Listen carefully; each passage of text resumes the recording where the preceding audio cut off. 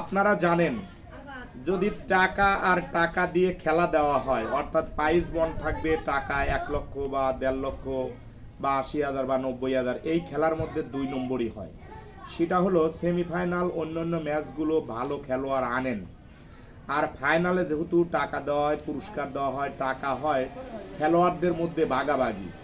Final ম্যাচে গতকাল অনুষ্ঠিত হয়েছে, ফাইনাল ম্যাচে সাদাতপুর এবং বেরাম, এই সাদাতপুর আলারা অতি ক্লেভার চালাক, বাইরের কোনো খেলোয়াড় আনে নেই, সাদাতপুরের খেলোয়াড়রাই খেলছে, অর্থাৎ যে পুরস্কারই পাইছে ওদের মধ্যে ভাগাভাগি হয়েছে। এই জন্য আপনারা লোক দেখানো অনুষ্ঠানে আপনারা যান, খেলা হচ্ছে ফু, খেলা হচ্ছে ফু, খেলা সেই জায়গায় হয় যেখানে মনে করবেন যে টিকিট কাউন্টার আছে, স্টেডিয়াম আছে, সেখানে হয় ফুটবল খেলা, ক্রিকেট খেলা। সেসব জায়গায় যাইতে আপনারা জানেন 2-3 লাখ লোক হয় এবং 300-400